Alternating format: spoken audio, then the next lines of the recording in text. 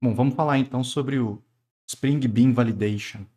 Nós podemos fazer a validação de formulários com Spring MVC usando a API de validação de beans padrão do Java. Tá? Isso aí está especificado na JSR 303 e 380. Aí, para lembrar o que é JSR, eu botei aqui embaixo. Ó. Vem de Java Specification Request.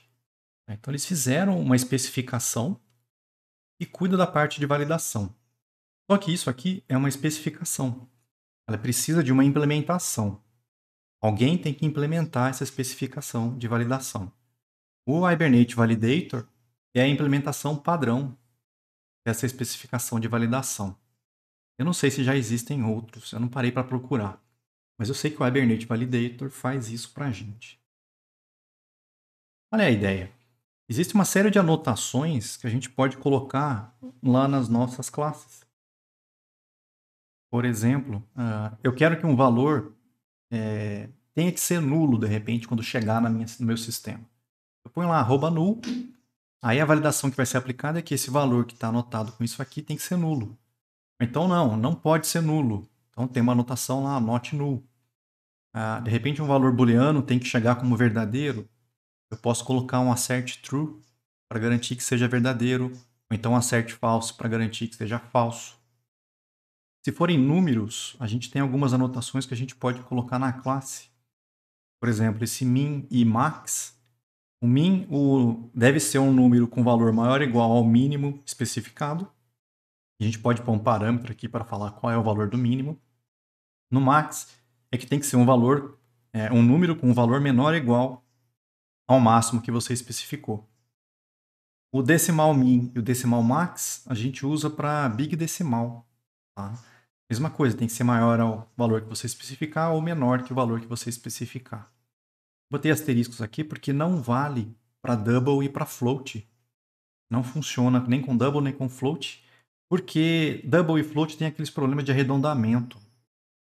Tá? Então, esse big decimal, o decimal e o mínimo e o max aqui, funciona para inteiro e para big integer e big decimal.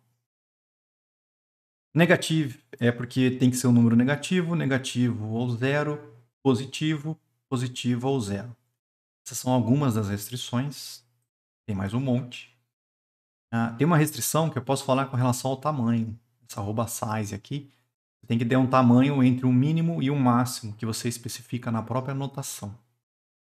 Digits que deve ser o número dentro de uma faixa especificada. A gente pode pôr parâmetros nessa anotação, que é o integer e o fraction, para definir o número máximo de dígitos da parte inteira e da parte fracional. Essas próximas aqui, ó, past, past or present, future, future or present, para trabalhar com data ou hora. Então, se você anotar com past, é que o valor que está anotado com esse cara, esse atributo que você anotou com past, tem que ser um instante, uma data ou uma hora que está no passado. Tem que estar antes da hora atual. Past or present é que pode ser a hora atual ou antes disso. Future tem que ser no futuro, ou seja, tem que ser uma data depois da atual. Futuro ou presente pode ser agora ou no futuro. Essa restrição @pattern é para você colocar a expressão regular. A gente pode definir um formato, como é que você quer que esse valor chegue de repente.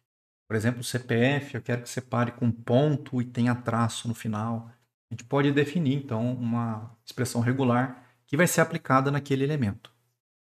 Not empty não pode ser nulo e nem vazio.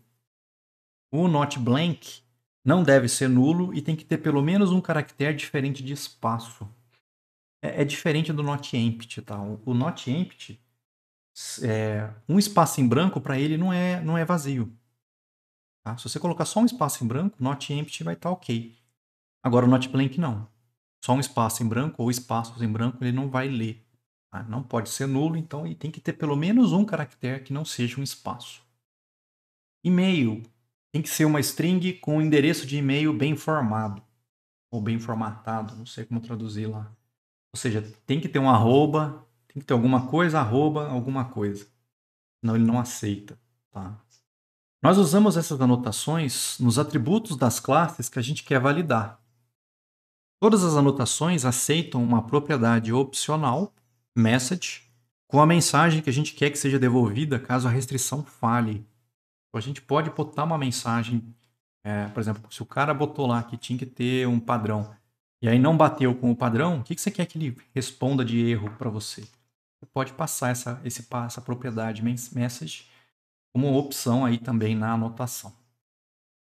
Todas aquelas validações já têm uma mensagem padrão. Tá? Se você não fala nada, ele vai usar o padrão.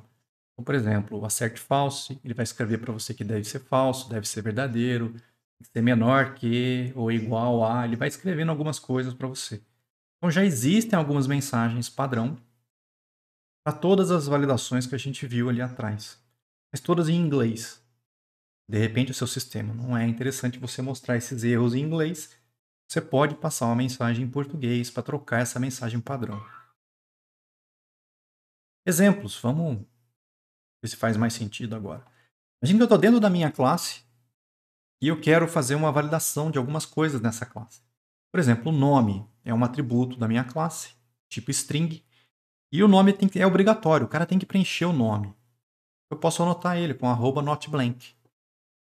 Quando eu coloco esse notBlank, o cara não vai poder deixar nulo e não vai poder deixar espaço. Tem que ter pelo menos um caractere diferente de espaço dentro do nome. Aqui eu já coloquei a propriedade do message, o que eu quero que ele responda caso o cara esse valor esteja errado com relação à validação. Eu coloquei, por exemplo, o nome é obrigatório. Então, se o cara não passar o nome que passe essa restrição, ele vai retornar essa mensagem de erro que o nome é obrigatório. Aqui o cara botou uma descrição, mas ele quer que a descrição tenha entre 1 e 50 caracteres. Então ele está botando uma restrição, @size. O valor mínimo é 1 e no máximo é 50. E já passou a mensagem, ó, o tamanho da descrição deve estar entre 1 e 50 caracteres. Então a gente vai colocando essas validações aqui, ó, e-mail. No e-mail eu coloquei duas. Tem que ser um e-mail, ou seja, tem que ter um padrão de e-mail com arroba e tudo mais. E não pode ser vazio. Não pode ser nulo e nem pode ter só espaços em branco. Vai testar as duas coisas nesse caso. Eu posso botar mais de uma restrição no mesmo atributo. Ele vai aceitar esse tipo de coisa. Tá? Outro exemplo, aqui a quantidade em estoque. É o seguinte, o mínimo é 0. Ou seja, a quantidade em estoque não pode ser negativa. E eu botei um valor max também, 9.999. De repente, no meu sistema não pode passar disso. E aí a mensagem que vai ser retornada se passar é que o valor máximo da quantidade em estoque tem que ser inferior a 9.999. Aqui eu mudei o nome da coluna para não ficar desse jeito no banco, né? Botei quantidade underline estoque. Está feita aí a validação, está pelo menos configurada a validação que eu quero aplicar nesse campo. Eu também posso usar isso com um big decimal. Só que aqui ele colocou not null para dizer que o valor ele é obrigatório e aí botou um mínimo e um máximo para esse valor de big decimal. Ele colocou que o valor mínimo é 0.01, então tem que ser mais que 0 e tem que ser menor que 90, que é isso aqui? 9 bilhões, 999 milhões, 999. Já errei esse número. Entendeu? Eu ia pegar esse valor, esse aqui é o valor máximo que eu posso receber. E aí a mensagem vai ser que o valor máximo deve ser inferior a esse número aqui. Então a gente configura as validações que a gente quer que sejam aplicadas nos atributos da classe, do jeito que a gente quer. Bom, beleza. E aí coloquei isso na minha entidade, por exemplo, e aí como é que eu uso isso dentro do meu sistema? Como é que eu forço essa validação a acontecer? Vamos pensar que eu estou fazendo um cadastro de cliente. A gente viu que normalmente a gente não abre direto a página com o formulário para o cara preencher. A gente manda isso com uma requisição para o controlador, por exemplo, via get, cliente cadastrar. Dentro do método controlador, a gente cria um objeto cliente aqui. Esse cliente vai ser construído com um construtor padrão, vai estar vazio, e a gente empurra uma view para o cliente. E essa aqui é a página com o formulário para fazer o cadastro do cliente. A gente faz isso porque esse objeto cliente ele vai ser acessível dentro dessa view. A gente já fez isso em alguns casos nossos aqui. Tá? Eu crio esse objeto e eu passo para essa view. Dentro da view, o cara preenche o formulário. Vai lá e põe os dados do cliente e pede para cadastrar. Quando ele pede para cadastrar, isso vai chegar de novo no meu controlador, só que agora via POST. Então vai disparar esse método aqui. Eu vou receber um cliente como parâmetro. O que eu tenho que fazer aqui para ele, para o Spring, aí no caso, fazer a validação para mim? Eu vou anotar esse cliente que eu estou recebendo aqui, ó, com @valid. Estou pedindo para o Spring, olha, verifica para mim se esse cliente é um cliente válido. Quando eu coloco essa anotação aqui no cliente, o que vai acontecer? Ele vai aplicar essas restrições aqui, ó. Ele vai lá e olha se o nome do cara foi preenchido, não está vazio, se a descrição está com o valor correto, se o e-mail foi preenchido e está no padrão certo, esse tipo de coisa. Pode ter colocado esse @valid aqui, tá? O que mais eu tenho que colocar aqui? Esse binding result, acho que eu vou explicar isso aqui para frente, mas é para receber o resultado da validação. Essa validação que é feita nesse objeto vai ter uma resposta. O que deu certo, o que deu errado, principalmente. Ele vai colocar para mim nesse result, para eu poder testar esse valor dentro do método do controlador. O redirect attributes a gente já viu, é para o cara passar uma mensagem no final, quando ele fizer um redirect. E aí aqui dentro, o que eu faço? Eu olho o result, esse bind result aqui. Ó. Se ele tiver erro, é porque a validação falhou. Alguma coisa dentro do cliente não foi preenchida corretamente de acordo com as anotações que você colocou. Então, se tem erro, a gente manda de volta para a página de cadastro. Volta para o cadastro. Porque lá na página de cadastro, a gente vai mostrar para o cara o que ele errou. Ele preencheu errado, o que faltou, coisa do tipo. Então, volta para essa página de cadastro. Se não tiver erro, é porque o cara mandou um cliente correto para mim. Se ele mandou um cliente correto, eu posso usar o serviço para salvar ele. E aí eu posso, de repente, botar uma mensagem e redirecionar ele de volta aqui. Eu mandei para a própria página de cadastro. Volta para a página de cadastro, mas usando um redirect. É como se fosse permitindo o cara cadastrar um novo cliente. E aí está feito. A gente coloca essas anotações na nossa entidade, na nossa classe. Lá no controlador eu falo que tem que ser válido, pego o resultado e uso isso do jeito que eu quiser. Bom, isso do lado do controlador, né? Então, o @valid faz com que o Spring aplique a validação nesse bin.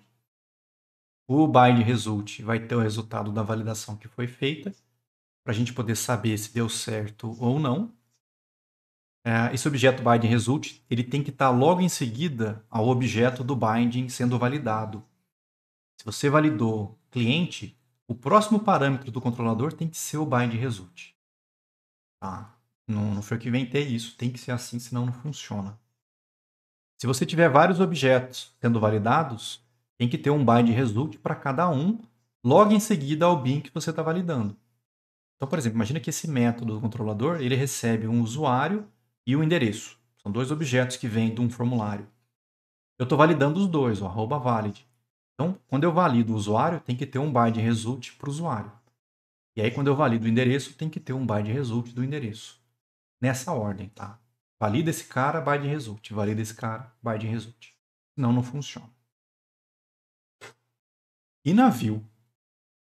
Imagina que chegou no controlador, ele viu que está com problema. O que a gente faz? Bom, o TimeLeaf ele fornece algumas coisas que a gente pode usar para tratar e mostrar esses erros para o usuário. Tem algumas funções nesse objeto #fields aqui. Esse objeto tem algumas funções para trabalhar com erro. E tem dois atributos que a gente pode colocar nas nossas tags, que é o TH_errors e o TH_error_class. Vamos ver esses caras aqui, como é que a gente pode usar isso para mostrar problemas para o usuário. Esse objeto fields, ele tem um método chamado hasErrors. E hasErrors, a gente passa para ele o nome do campo como parâmetro e ele te retorna um boolean dizendo se tem erros de validação naquele campo. Então, aqui no exemplo, eu botei um span, tem um if, ou seja, esse span só vai aparecer se a condição desse if for verdadeira. E aí, o que eu fiz aqui dentro? Ó? Eu estou usando a expressão variável, eu estou pegando aquele objeto fields e perguntando, ó, tem erro no campo nome? De quem? Imagina que isso aqui é o formulário, está dentro do formulário que o cara preencheu. Então, em cima, por exemplo, do campo de entrada do nome, eu estou perguntando se o nome veio com erro. Se tiver erro, vai aparecer esse spam lá mostrando que deu erro. Então a gente pergunta se teve erro nesse campo. Se for verdadeiro, aparece alguma coisa. É uma maneira de fazer. Se você quiser também, ó, aqui eu estou usando o thclass. Lembra que o thclass é para colocar uma classe na tag. Então eu estou inserindo uma classe nesse input aqui. Ó. Só que classe vai ser essa? Ó, aqui, ó, de novo, eu estou pegando fields e perguntando, tem erro nesse campo nome? Se tiver, põe a classe erro nesse input. Se não tiver, esse erro não vai ser colocado, essa classe não vai ser inserida no input. E aí eu posso usar essa classe lá no CSS para de repente fazer esse input ficar com uma borda vermelha ou coisa do tipo. Então esse hasErrors é legal para a gente testar se um campo tem erro ou não. E aí você pode usar isso do jeito que você quiser lá na sua view. Outro método que a gente tem é o método errors. Ele também recebe o nome do campo como parâmetro, só que aqui ele retorna se tem erro ou não, é um booleano. Aqui não, ele vai te retornar uma lista com todos os erros de validação desse campo. E lembra que pode ter mais de uma anotação aqui. Tem 3 nesse cara. Not null, decimal min, decimal max. Pode ter mais de um erro quando você preencher o valor aqui. Então, quando eu pergunto aqui errors, ele me devolve uma lista com todos os erros daquele campo. Aqui nesse exemplo, o que eu fiz? Eu tenho uma lista não ordenada, onde os itens da lista, ó, tem um thit aqui. Quem que eu estou percorrendo? Os erros do campo nome. Eu estou pegando essa lista dos erros do campo nome e para cada um dos erros eu estou jogando ele dentro de um LI. Então essa lista no final vai estar mostrando aí para cada um dos erros desse campo o que deu errado. E aí a mensagem que aparece é a mensagem que a gente coloca na anotação. Ó. Por exemplo, que o valor é obrigatório, que o valor mínimo tem que ser superior a tanto. É essas strings aqui que eu vou receber quando eu chamo aqui erros. Tá? Então cada um desses caras vai aparecer dentro de um LI. É uma maneira de você mostrar o problema. Ao invés da iteração, nós podemos usar o atributo thErrors. Devolve uma lista de todos os erros de validação para o seletor especificado, separados por um BR. Eu não lembro se na prática eu mostro isso aqui funcionando, mas é diferente. Nesse caso aqui, ó, eu recebo uma lista que eu posso fazer um laço para percorrer. Quando eu uso thErrors e passo para ele um campo, o que ele faz? Ele me devolve já uma lista com os erros separados por um BR. É como se fosse texto BR, texto BR, texto BR. Eu não consigo separar isso dentro de um LI ou coisa do tipo. Tá? Nesse caso aqui, ó, só vai aparecer esse parágrafo se realmente teve erro no nome. E se teve erro no nome, dentro desse parágrafo vai ter todas as mensagens de erro separadas por um BR. Eu acho que eu tenho um exemplo lá na prática em que a gente consegue ver o resultado disso aqui. Eu não gosto porque a lista meio que está pronta, né? Vai aparecer texto BR, texto BR, texto BR. Não dá para você fazer uma formatação, alguma coisa diferente. É diferente daqui, ó. Aqui eu sei que cada erro vai estar num LI, então eu consigo via CSS de repente trabalhar esses erros e botar coisas diferentes neles, cor, sei lá. Aqui não, aqui eu vou ter que trabalhar com o parágrafo. Não gostei dessa ideia não. Mas também funciona. Você setar uma classe em um input se ele tiver erros de validação é tão comum que o TimeLeaf criou o atributo thErrorClass para facilitar isso. Imagina, você pediu para o cara preencher o nome. Ele preencheu fora do padrão que você queria. Quando voltar para o formulário, você quer mostrar que ele errou naquele campo nome. Geralmente, o que a gente faz? A gente põe uma classe naquele campo e o CSS faz o restante. Põe lá uma borda vermelha, muda a cor do texto para vermelho, coisa do tipo. Então, isso é tão comum você mudar uma classe num campo por causa de um erro, e o TimeLeaf já tem um atributo thErrorClass para isso. Aplicado num campo do formulário, pode ser um input, um select ou um textArea, tá? Ele lê o nome do campo do atributo name Você vai passar aqui para ele. Vai passar para ele não. Ele vai pegar o name da tag, input, select ou test area, ou ele vai pegar o name direto do TH field que você botou nas tags. Tá? Então ele já lê o próprio nome, eu não preciso nem falar. Pode colocar esse cara, ele sabe pegar o nome do campo do formulário. Tá? E aí adiciona a classe que você definir a essa tag caso o campo contenha erros. Acho que o exemplo fica mais claro aqui. Imagina que eu tenho um input para o cara digitar o valor do nome. Então eu tenho um input, o cara vai digitar o nome dele. Eu já tinha colocado uma classe antes, por algum motivo eu chamei de pequeno. Tá? Aí eu venho e coloco, ó, th error class. Qual que é a ideia? Erro aqui dentro. Ó. Esse atributo aqui já faz o seguinte, ele já olha o th field e descobre, opa, esse input está tratando o nome. Ele já olha se teve erro no nome.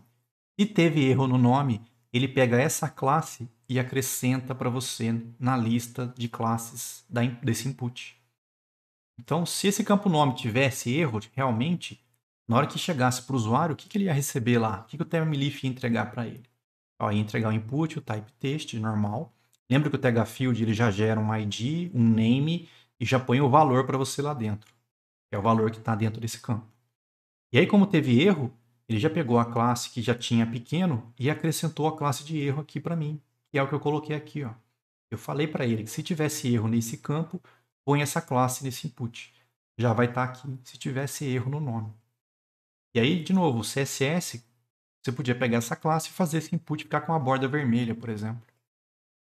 Está feito. Então, isso é muito comum a gente usar também. Põe uma classe se tiver um erro em um campo específico do formulário. Nós podemos mostrar todos os erros de um form usando o hasErrors retorna se teve erro, certo? Se você puser asterisco aqui ou all, você vai testar se tem erros em todos os campos de um objeto, por exemplo. E aí vai ser verdadeiro ou falso se tiver qualquer erro em algum campo. Outra maneira de você descobrir se teve algum erro é usar o método hasAnyErrors.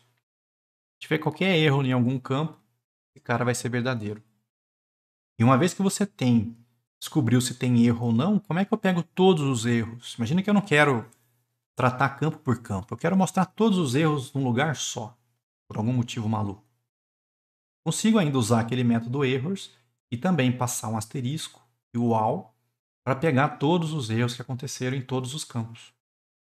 Ou então usar esse método allErrors, que vai retornar para você todos os erros que aconteceram em campos do formulário. Exemplo. Eu vou ter uma lista. Essa lista só vai aparecer se teve erro em alguma coisa no meu formulário. Se algum campo do objeto que eu estou tratando tiver problema, essa lista entra para o usuário. Ela aparece para o usuário. E aí dentro da lista, eu fiz um LI, fazendo um thit para percorrer todos os itens. Eu estou pegando todos os erros. Não é um erro específico de um campo, é todos os erros de todos os campos. Pega um por um e joga como texto dentro do LI. Então essa lista no final vai estar mostrando vários LIs para todos os erros do formulário, não para um campo específico. Outra maneira de fazer isso, mesma coisa, eu botei um parágrafo, só vai aparecer se teve algum erro nos campos. E se teve erro, eu vou apontar uma lista. Ó. Lembra que o TH-Errors já devolve uma lista separada por BR para todos os campos. Vai aparecer esse parágrafo mostrando isso para mim. Outra maneira ainda, eu fiz com uma div. De novo, só vai aparecer se teve erros. Se teve, eu montei um parágrafo com thit, ou seja, vai ter um parágrafo para cada erro de todos os erros que ele encontrou, mostrando o texto do erro. Isso se você quiser mostrar todos os erros juntos num lugar só, por exemplo. Isso tudo que eu falei, tem que imaginar que essas mensagens, esse parágrafo, essa UL, essa div, está dentro de um form. Tá? Vocês estão vendo que eu estou usando aqui o asterisco para pegar como se fosse campos de um objeto. Vou ver se aqui eu mostro. Aqui, ó. Pegando um campo, nome de um objeto. Lembra que é o operador de seleção? Para isso funcionar, tem que ter um TH-Object, por exemplo, no form. É o que a gente faria, certo? Mas tem situações em que eu quero mostrar as mensagens de erro fora dos formulários. Eu não quero que dentro do formulário apareça o erro, por algum motivo maluco. Eu quero que mostre o erro fora do formulário. Eu posso usar expressões variáveis ao invés de expressões de seleção e fazer isso acontecer também. Imagina que o meu form está aqui embaixo. Eu estou recebendo esse objeto cliente e eu vou fazer um cadastro. Aí o cara tentou submeter e voltou aqui com problema, certo? Eu quero mostrar as mensagens de erro desse cliente. Só que eu não quero fazer isso aqui dentro. Eu posso fazer fora. Ó. Essas divs que eu coloquei aqui, ó, não precisa colocar todas. Eu mostrei várias maneiras diferentes. Ó. Eu estou pegando todos os erros do cliente. Aqui ele vai pegar uma lista com todos os problemas do objeto cliente. Com todos os campos desse objeto. Se tiver erro, vai aparecer aqui. E não é uma expressão de seleção. Estou acessando o objeto cliente mesmo. Ele aceita mostrar erro assim também. Ah, não quero todos, eu só quero os erros do nome. Cliente.nome. Eu vou pegar os erros que aconteceram no campo nome do cliente. Ou então cliente.asterisco também vai pegar todos os erros do cliente. Aqui embaixo é outra maneira de fazer, só que ao invés de usar o atributo TH_errors, eu estou pegando o hasErrors para descobrir se teve erro. Teve erro no cliente? Se teve, faz alguma coisa. Teve erro no nome do cliente? Teve erro em qualquer coisa do cliente? E aí eu posso fazer o que eu quiser aqui dentro. Então, mostrar as mensagens de erro não é obrigatório estar dentro do formulário, desde que você acesse o objeto corretamente usando a expressão variável. Os espaços em branco nos campos não deveriam passar no @notNull e @size. Imagina que eu falo para o seguinte no meu campo, olha, não pode ser nulo e o tamanho tem que ser maior que 0, de repente, certo? O espaço em branco não deveria passar nisso, porque um espaço em branco não tem nada, certo? Não deveria contar como se fosse um caractere, nem deveria contar como se fosse um size. Mas infelizmente o Spring não faz isso automaticamente para a gente. O Spring considera um espaço em branco como não nulo e como se fosse pelo menos um caractere. Isso atrapalha a nossa validação. O que a gente pode fazer para resolver isso? Nós podemos registrar um editor específico para o tipo string, que faça essa remoção de espaços no início e no final das strings e transforme as strings vazias recebidas em nulo. Então, dá para a gente fazer isso na nossa aplicação. Eu vou meio que falar para o Spring, olha, sempre que você estiver recebendo ou manipulando uma string, edita ela primeiro com esse cara aqui, para tirar os espaços do início e do fim. E se a string só tiver espaço, não retorna ela, transforma isso num nulo para mim. Como é que eu faço para isso acontecer? Eu tenho que criar um método. Eu não sei se o nome dele tem que ser initBinder, eu acho que não. O importante, na verdade, é essa anotação aqui, ó, initBinder.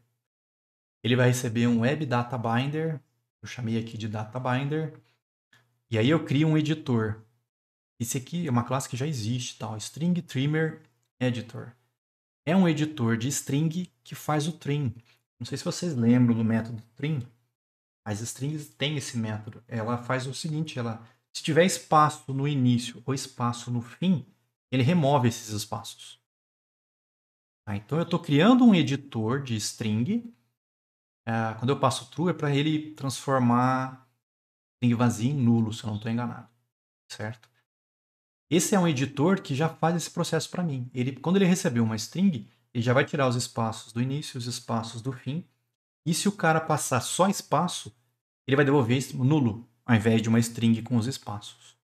E aí eu pego esse data binder da parte de web do Spring e registro esse editor para o tipo string. Ó. Eu estou pegando esse string trimmer editor e configurando ele, ou registrando ele para o tipo string. Isso tem que estar num método anotado com o initBinder. Esse método teria que ser colocado em cada um dos controladores, onde você quisesse que esse comportamento funcionasse. É uma maneira de fazer, não é a melhor maneira de fazer. A melhor maneira de fazer, a gente já meio que viu isso quando a gente falou de formatadores. Eu posso ter uma classe, eu anoto com o controller a device, e aí o Spring sabe que essa classe tem alguma configuração que tem que ser aplicada para todos os controladores.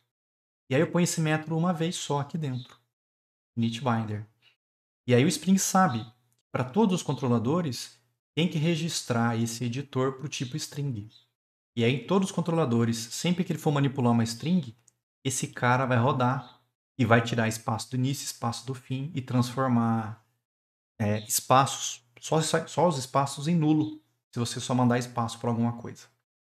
Então a gente vai ter que fazer isso também.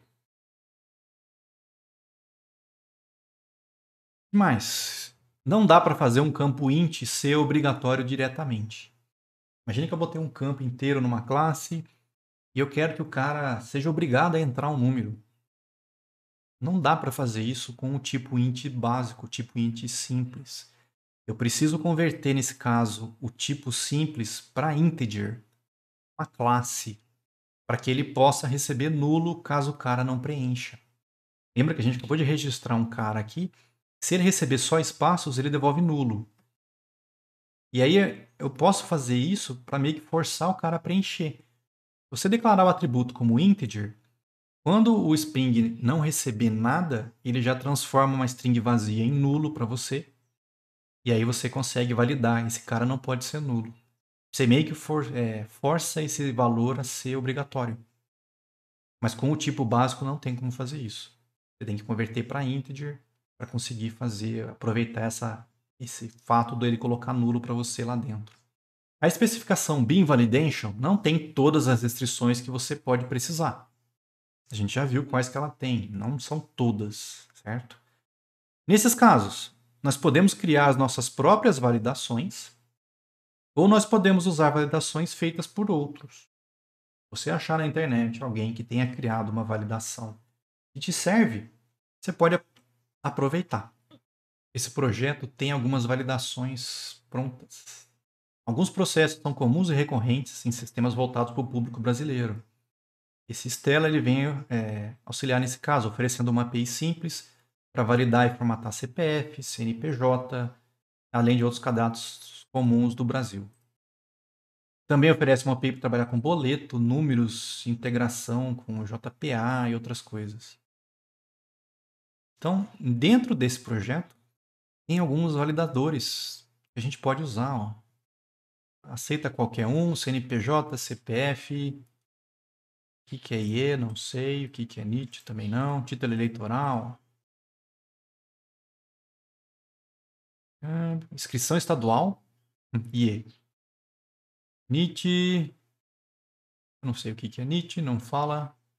ISPASEP, SUS, tá, deve ser alguma coisa relacionada a isso. Também está pronto. E esse aqui é para título eleitoral. Então, existem em alguns lugares, vocês vão achar alguns validadores prontos. É só você pegar, botar no teu projeto e usar. O Hibernate já vem com algumas validações extras que nós podemos usar nos nossos sistemas. Tem um pacote lá no Hibernate Validator, que é o pacote Constraints. E por incrível que pareça, dentro de Constraints tem um pacote BR, que já tem uma validação de CPF, CNPJ e de título eleitoral. E eu acredito que algum brasileiro trabalhou nesse projeto e já botou junto lá. Porque não tem para todos os países. A gente vai olhar depois, me lembro de olhar o pacote. Tem acho que 2 ou 3 países só. E o Brasil é um, com essas 3 validações prontas. Então, se você tiver com um campo para o cara entrar CPF, já tem uma validação pronta. Para CPF, CNPJ e para título eleitoral. É só você usar. Não precisa ficar inventando isso. A outra situação é quando você não acha pronta, ou então o que você precisa é muito específico e o que está pronto não serve. Nesse caso, você pode criar as suas próprias validações. Só que para criar as nossas validações, nós precisamos criar as anotações que a gente viu lá atrás, né? E as classes que são responsáveis por fazer realmente essa validação.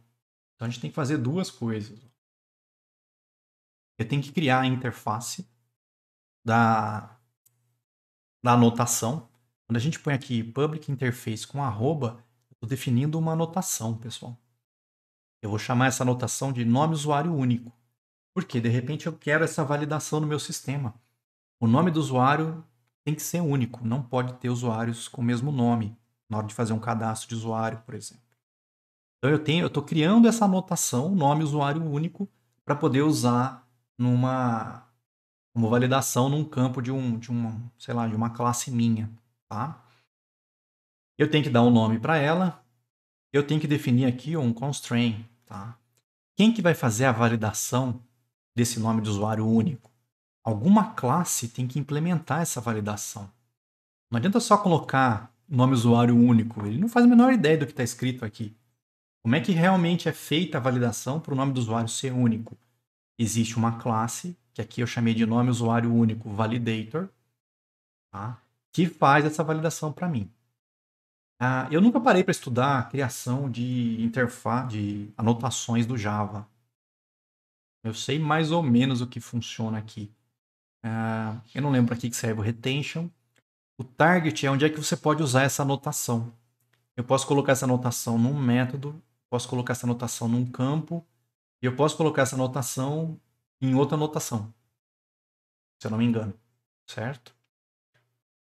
Esses dois métodos aqui de baixo não fazem nada. Se você olhar o corpo, está vazio. Deve ter as situações em que as anotações precisam usar esses caras. Mas é obrigatório ter, então ficou vazio. E a mensagem é o que você quer que retorne para o usuário por padrão, quando esse cara falhar ou não for correto. Por exemplo, já existe um usuário com esse nome de usuário. Ou seja, quando essa validação falhar, retorne essa string para mim. Eu tenho que criar então essa interface para anotação, nome usuário único, e aí eu tenho que implementar a classe nome usuário único validator. Essa classe tem que implementar essa interface, constraint validator. Qual é a anotação que ele está validando? A anotação é essa aqui, né? O nome usuário único. E o tipo do valor que ele vai estar verificando é uma string. Então, essa anotação que eu estou criando, ela só pode ser usada em tipos de string. Tá? O que eu faço aqui dentro? Eu tenho que implementar esse método, isValid. Essa interface só tem esse método lá que eu preciso sobrescrever. Esse método retorna um booleano. Se o valor que eu anotei com o nome usuário único é válido ou não. Esse método ele recebe um valor, do tipo string, porque eu falei que era string, e ele recebe um constraint validator context, se você precisasse do contexto de validação. Nesse caso eu não preciso. O que eu tenho que fazer dentro desse método? Olha, eu não falei que a validação é para ver se o nome do usuário é único? Eu recebi o nome do usuário aqui, ó. Como é que eu sei se ele é único ou não? Nesse exemplo aqui, eu olhei o seguinte, olha. Ele é diferente de nulo? Beleza, já é um bom começo. E, aí não coube na mesma linha, eu estou usando o serviço de cadastro de usuário e perguntando se o nome do usuário já é usado. Imagine que eu criei esse serviço no meu sistema e ele tem um método que eu passo o nome de usuário e ele retorna se já existe no banco ou não. Então, retorna um booleano. Então, se não está nulo e não está já no banco, é um nome válido para mim. Ele é único. Eu retorno verdadeiro.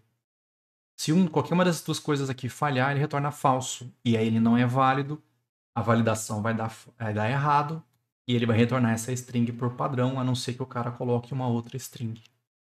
Então você consegue implementar as validações que você quiser. Se aquelas que já existem não estão prontas, você pode criar a sua própria anotação e implementar a sua validação. Esse é o exemplo que eu coloquei na prática. Eu acho que eu não coloquei outros. Eu até tenho o código de mais umas 3. A gente pode olhar agora quando a gente for fazer a prática. Mas nos slides não tem mais que isso. Vamos fazer a prática aí de Bean Validation com o Spring Boot. A prática 3 é a prática do contato simples. É essa que a gente tem aqui. Só tinha uma tabela, que é a tabela contato, a classe contato. É bem simples, mas é bacana porque é fácil da gente implementar a validação em cima disso. Bom, a partir do Spring Boot 2.3.0, o starter de validação não vem mais por padrão no starter web.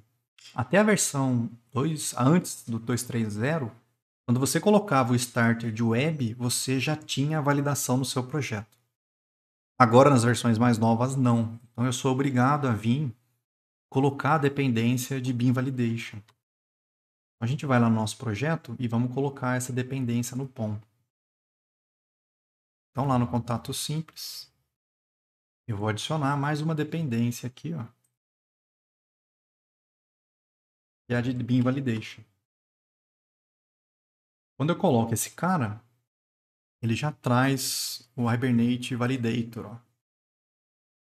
É esse cara que implementa a API de validação para a gente, certo? Bom, aí eu vou lá e coloco as restrições. O que eu quero validar dentro do contato? Por exemplo, eu vou falar que o nome é obrigatório e tem que ter no mínimo 1, no máximo 255 caracteres. Então a gente vai lá na classe do contato, eu vou no nome e eu coloco, ó, not blank. Lembra que o not blank não pode ser nulo e não pode ser espaço. Tem que ter pelo menos um caractere. Se o cara não preencher, eu vou falar que o nome é obrigatório. Eu estou botando um size, ó, eu quero que seja no mínimo 1, no máximo 255 caracteres. Ctrl Shift O. Então, Javax Validation, not blank. Pronto. Pronto, o nome vai ser validado com essas duas coisas já. Na sequência, eu vou botar o endereço. Ó. Mesma coisa. O endereço é obrigatório, não pode ser vazio, not blank. No máximo 255 caracteres. O telefone, aqui já é interessante a maneira como foi feito. Ó. Vou aumentar para vocês verem. No telefone, o cara está botando que não pode ficar vazio, então é obrigatório. Só que ele definiu um padrão, um pattern, usando uma expressão regular, que é a expressão do telefone que ele escolheu aqui. Tem vários sites na internet que te permitem fazer expressões regulares e testar. Tem trocentos, tá? Eu vou colar aquela expressão aqui em cima. Lembra que lá no Java, lembra que quando tem uma barra invertida tem que colocar duas? Então aqui eu botei uma barra a mais para dar certo a expressão, mas aqui no site não precisa disso. Então eu vou tirar uma barra de todo lugar que tiver duplo aqui. O bacana desse site é que ele te vai explicando aqui embaixo, ó, o que está significando cada pedaço. Então, quando você põe um circunflexo aqui em cima, ó, tem que estar no começo da string. Aí veio um caractere de parênteses, mas logo em seguida tem uma interrogação. Ou seja, isso significa que não é obrigatório ter esse parênteses. Pode ter ou não precisa. Certo? Aí lá dentro tem dígitos de 1 a 9. 2 dígitos. Esse 2 aqui na frente é para dizer que são 2 dígitos. Por que não é de 0 a 9? Porque não existe código diário começando com 0, de acordo com a explicação do cara que eu peguei lá. E aí vem outro parênteses. Também não é obrigatório ter esse parênteses no final. Certo? Pode ou não ter um espaço, ó, barra S é espaço. Você está enxergando? Tá pequenininho, né? Essa interrogação é para dizer que não é obrigatório ter um espaço. Aí vem um grupo. Esse cara eu nunca tinha visto. É um grupo que não captura. É para dizer que tem número que vai ter 9 e alguma coisa. Ou então os números antigos não tem o 9 no início, certo? Então, números antigos são 8 caracteres, eram 8 caracteres só. 8 dígitos só, né? E não tinham 9, nem 1 para começar. Ou então começa com 9 e aí pode vir qualquer coisa no começo. Aí vinha 3 dígitos na sequência, o barra D é para dígito de 0 a 9, tá? 3 dígitos, um traço que não é obrigatório e mais 4 dígitos. Então 4, 7, 1 mais 1 aqui, 8, ou então 9 com esses dois aqui. E aí você pode testar. Você pode vir aqui, ó, e digitar um número de telefone, ó. Sei lá, 2, 3, 4, 5, 6, 7. Vou botar números 2, 1. Ó, se ficou azulzinho é porque a expressão regular achou. Ela entendeu esse número como correto. Pode ter um traço ali para separar os últimos 4. Ó. Se eu botar um traço aqui, continua sendo correto. Esse espaço aqui, ó, não é obrigatório. Continua correto. Ó, um espaço ao 100. A única coisa ruim aqui é que essa expressão regular não garante que se você abrir o parênteses, você fecha. Ó. Eu não sou obrigado a fechar. E ele ainda assim reconhece.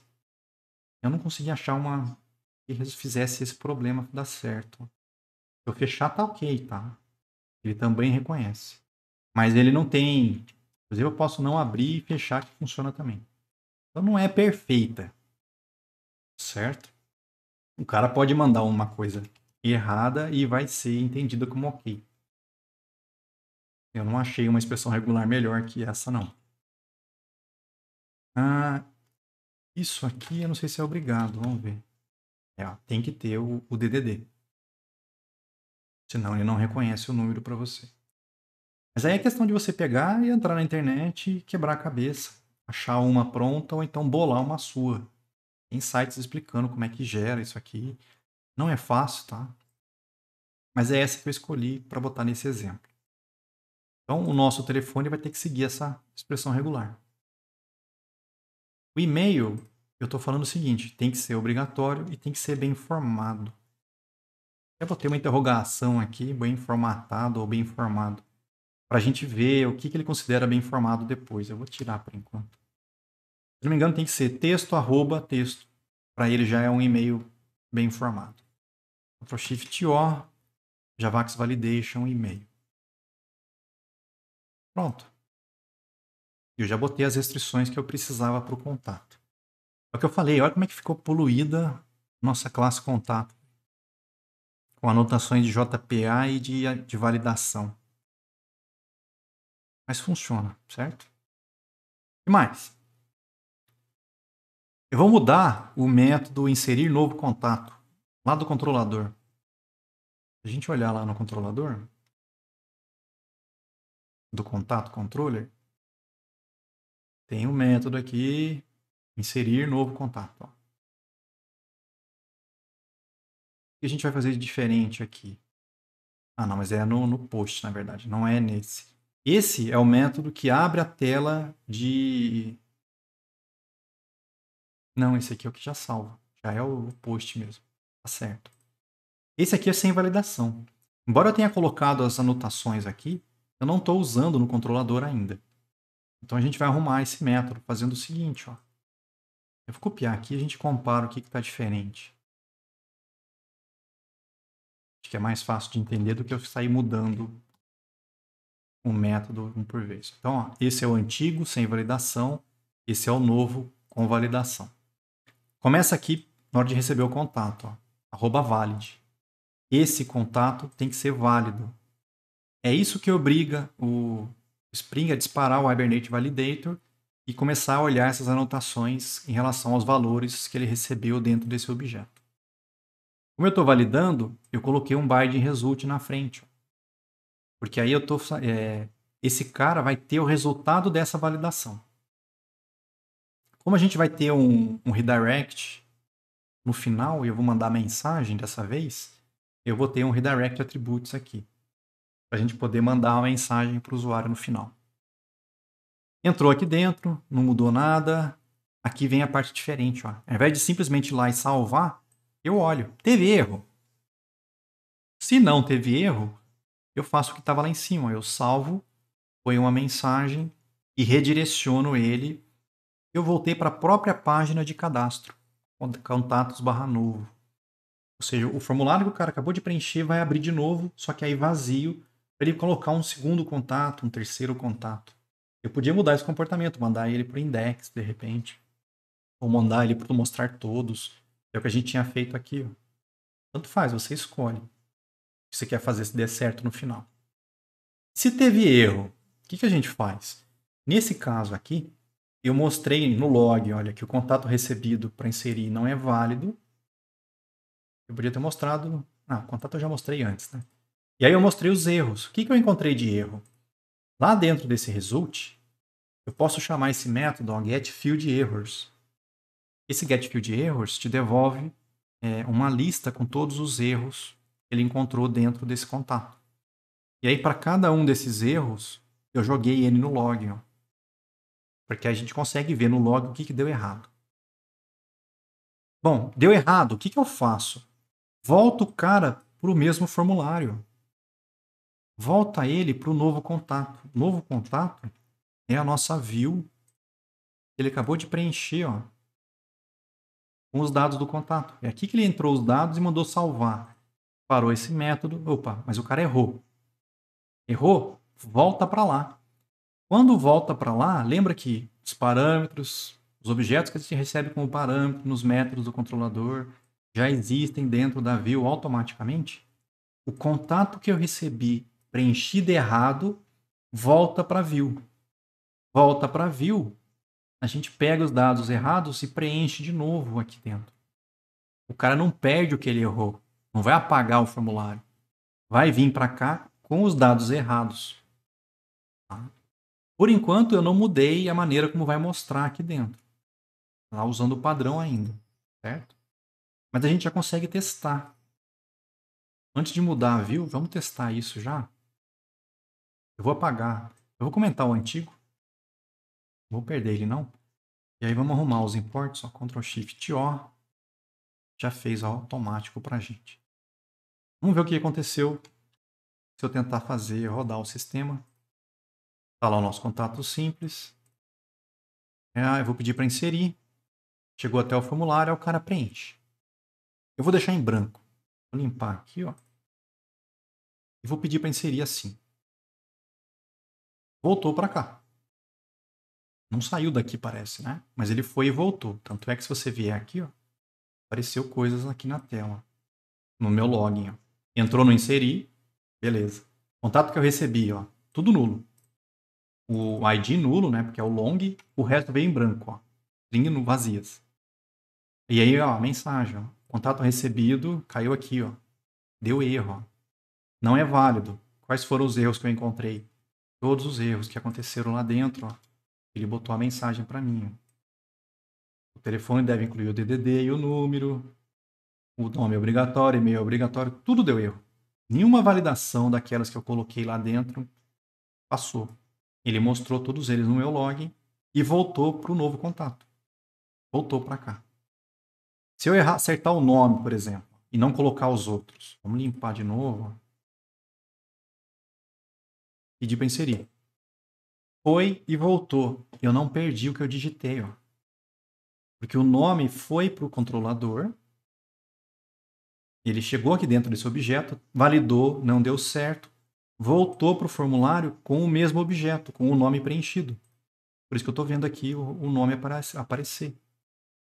Também deu erro. Ó. Chegou com o Rafael lá dentro, mas deu erro. Que erros? Esses erros. Vocês olharem agora, deu só 5. Antes tinha dado mais. Ó. Eu apaguei, né? Não deu problema com o nome. Ó. Só deu e-mail, telefone e endereço. Mas o nome deu certo. Então já está funcionando a validação. Não está legal porque o usuário não faz a menor ideia de por que está aqui ainda. Ele pediu para inserir, mas não deu certo. Por que não está inserindo? Porque não está dando certo o restante. À medida que eu vou preenchendo, vou botar qualquer coisa aqui. Vamos lá. Voltou para cá. Se você olhar, ó, recebeu nome e endereço. Diminuiu os erros. Só tem erro agora ó, no telefone e no e-mail. Vamos ver o e-mail. Como é que eu arrumo ele? Se eu botar só um texto aqui. Voltou. Ó. Não aceitou, agora não foi por causa da validação. Isso aqui foi porque lá na view eu coloquei e-mail como tipo. E aí o próprio front-end, o próprio HTML espera receber um e-mail correto. Eu tenho que botar arroba qualquer coisa. Então, ó, texto, arroba texto. Vamos ver se vai. Passou. Pro HTML passou. Mas voltou de novo. O que deu errado? Ó? Chegou certinho até o e-mail, mas o telefone ainda está errado. Então, o e-mail para ele bem formatado tem que ser texto, arroba texto. Nem sabe, nem quer nem saber se tem ponto alguma coisa, cara. Se tiver texto, arroba texto, se eu botar A, arroba A, para ele é um e-mail válido. Passou o e-mail. Só deu problema no telefone por enquanto. E aí o telefone está usando a minha máscara, né? Se eu tentar botar... Vamos lá, 987654321. Inserir. Opa, agora foi. Inseriu e voltou para minha página, mas veio a minha inserção, ó. Deu certo, porque a validação passou. Ó, ele recebeu os campos preenchidos, não deu nenhum erro, pegou o próximo ID do próximo código de contato e inseriu no banco para mim. Só falta arrumar o quê? essa parte aqui, né? Vamos arrumar um novo contato, para mostrar as mensagens de erro. Porque aqui vai encher de coisa. É a parte mais trabalhosa, é o front, para mostrar as mensagens de erro. Se vocês olharem o antigo, eu vou ter que substituir esse cara todo, pessoal. Mas o que, que ele fazia? Ele simplesmente era um formulário, né? Recebia um objeto, e aí tinha lá os inputs ligados com o TH-field, com os campos já desse contato aqui. Só tinha isso, não tinha nada tratando o erro, tanto é que a gente não vê nada diferente aqui acontecendo, certo? Eu vou trocar isso aqui tudo pelo que está na prática. O que, que tem a mais aqui? Vamos lá. Primeiro que tem um CSS que eu não criei ainda. Esse CSS é o que vai mostrar alguma coisa para a gente ver com cor diferente, coisa do tipo. No início, mesma coisa, não mudou nada, certo? O que está diferente aqui? Ó? Vamos olhar no input. Por que eu botei ID nome? Se já tem um TH-field nome. Não precisa. O TH-field já gera um ID nome para mim. Eu botei isso aqui, ó. TH error class input erro. Isso vai acontecer. O que isso aqui faz? Ele vai olhar esse field nome para mim. Se nesse field tiver erro, ele vai pegar essa classe e vai colocar nesse input para mim. Na sequência, depois do input, eu botei um span com essa classe de texto de erro, porque eu quero que esse texto apareça com alguma formatação diferente depois. Com o TH-if, ó, esse span só vai aparecer se tiver algum erro no campo nome. Ó. Se esse campo aqui tiver algum erro, esse span entra. O que eu fiz nesse span? Vamos lá, ó, thit. Vai fazer um span para cada problema. Eu estou percorrendo todos os erros do campo nome e jogando como texto do span o erro. Então, vai gerar vários spans, certo? Com todos os erros que aconteceram no campo nome, já com essa classe aqui. Eu fiz isso para todos os campos. Ó. O endereço também tem a classe de erro, ó, telefone, e-mail. E tem lá os spam na frente com thit. Se tiver erro no endereço, põe as mensagens de erro. Se tiver erro no telefone, as mensagens de erro. Erro no e-mail, as mensagens de erro. Lá embaixo, eu já botei uma mensagem. Ó. Aqui está um pouco diferente. Eu não vou... lembra que eu botei uma mensagem como atributo e empurrei de novo para o contatos barra novo? Onde é que eu mostro essa mensagem? É aqui, ó. Se a mensagem não estiver vazia e não for nula, ou seja, se existir uma mensagem dentro dessa página, esse H2 aparece com a classe de sucesso e o texto da mensagem. Depois a gente vai usar um componente do JavaScript para botar uma janelinha, uma notificação para o cara. Por enquanto é a gambiarra do Rafael aqui. Então esse H2 só vai aparecer se tiver uma mensagem lá dentro. E um botão para voltar. É só isso que mudou, tá? Vamos criar o CSS, que ele ainda não existe. CSS, lembra, eu falei para vocês, é estático. Vou criar lá um cadastro contato.css. Eu vou vir aqui em static. Já tem um CSS aqui. Já está aqui dentro? Tá. Tá vazio. Eu colando a coisa errada. Pega lá o CS que está aqui. Vou colocar ele aqui dentro. Olha a ideia. O input de erro, eu mudo a cor de borda para vermelho. Então os inputs vão ficar com a borda vermelha. O texto de erro eu ponho a cor vermelha. O texto de erro é o dos spams. Ó. Então todas as mensagens que aparecer na frente com os erros vai aparecer em vermelho também. E lá o elemento que tem a classe sucesso, que é justamente esse H2 aqui, ó, é ele que tem a classe de sucesso. Eu botei uma largura, uma altura, margem em cima, centralizei o texto e botei o fundo verde. Vai ficar lindo isso aqui lá. Só para vocês verem alguma coisa aparecer. E aí vamos testar. Já está rodando, eu acho que ele já aplicou isso tudo. Tá todo mundo salvo. Vamos lá, vou deixar todo mundo em branco e pedir para inserir. Ó. O que aconteceu? Foi lá, deu aqueles erros que a gente viu. Ó. Não mudou nada lá no front, no controlador. Continua mostrando os erros. Só que chegou no front agora. E aí ele fez aquele monte de teste. Ó. Como tinha erro, ele botou a borda vermelha nos inputs. Ó. E os spams, se você olhar no page search, apareceu um spam para cada um dos erros. Ó. Com essa classe teste erro, ficou com o texto em vermelho. Se a gente começar a preencher agora, ó, a Maria. Esse campo não está errado. Mas os outros 3 estão. Bateu no controlador, validou, não deu certo, voltou para cá e mostrou. Aí eu vou preenchendo. À medida que eu vou preenchendo corretamente, ó, não está formatado correto, porque está começando com 1. Começar com 2, acho que vai. Está seguindo aquele regex que está lá configurado no contato. E aí o e-mail, impressionante, @a. Teria que fazer um validador melhor para isso. Vou pedir para inserir. Coisa linda, ó. Contato inserido com sucesso. Meu Deus. Nem para mudar a fonte para branca eu não mudei. Podia fazer isso. Inseriu. Depois a gente vai fazer uma notificação bonitinha para fazer isso. Mas deu certo. Ó. Se eu recarregar, some a mensagem. Porque não existe mais a mensagem, aquele H2 não aparece mais. Funcionando. Está fazendo a validação. Então, de novo, a parte mais chata é o quê? É o front-end. O back-end é tranquilo, você mete as anotações que você quer. O controlador, você só tem que tratar o erro, fazer voltar para a mesma página. Se não, salvar. E aí o front, que é a parte chata, porque tem que montar a aparência que você quer que apareça. Eu podia ter feito um color white, né? Vamos lá. Abobrinha.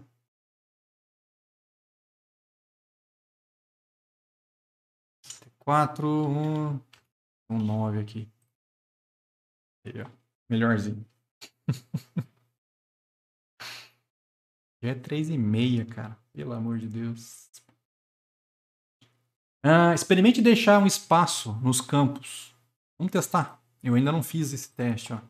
Eu vou botar espaço, espaço, espaço, Rafael. Ele aceita. Se eu gravasse, vai sair com esses espaços aqui no início. Se eu puser só espaço aqui no endereço, só espaço ele não deixa porque eu botei not blank. Mas em termos de size, para ele conta. Tanto é que a mensagem sumiu. Ó. Eu tirar, volta ó, o tamanho. Mas um espaço para ele já é tamanho. Não faz sentido nenhum. Né? Só ali um espaço em branco. Isso não tá legal. Mesma coisa, se eu botar um monte de espaço depois aqui, ó. Para ele tá lá dentro. Ó. Não deveria. Como é que a gente arruma isso? Vamos eliminar esse problema. Cria um novo pacote config dentro de controller. Eu não lembro se a gente já tem esse. Eu chamei de advice. Ao invés de config. Para a gente colocar as exceções. Lembra o tratamento de exceções? Pode usar esse cara mesmo. Já existe uma classe anotada com controller advice. O nome que não tá bacana, né? Que aí é só para tratar a exceção. Vamos mudar esse nome dessa classe. Eu vou chamar ela de controllers setup. Fica mais bonito. Faz mais sentido agora. Não é só para tratar a exceção. Vou refatorar, renomear. Controllers setup. Já trocou aqui, já arrumou ali, beleza. É um controller device, ou seja, tudo que está aqui dentro é aplicado em todos os controladores. E aí a gente cola esse método lá. Ctrl Shift O, já arruma automático. Eu estou criando um string trimmer editor e registrando ele com o tipo string para todos os controladores. Já reiniciou. Pronto. Vamos testar de novo. Eu vou tentar inserir, ó. Não mudou. Tá com os espaços ali. Olha a diferença. Ele tirou os espaços do início e do fim. Vou tentar botar um monte de espaço aqui, ó. E ele tirou os espaços, ó. Ele não aceita mais espaço em branco. Nem no início, nem no fim, ó. Se você botar um monte de espaço aqui no início e no fim, tirou. Pronto.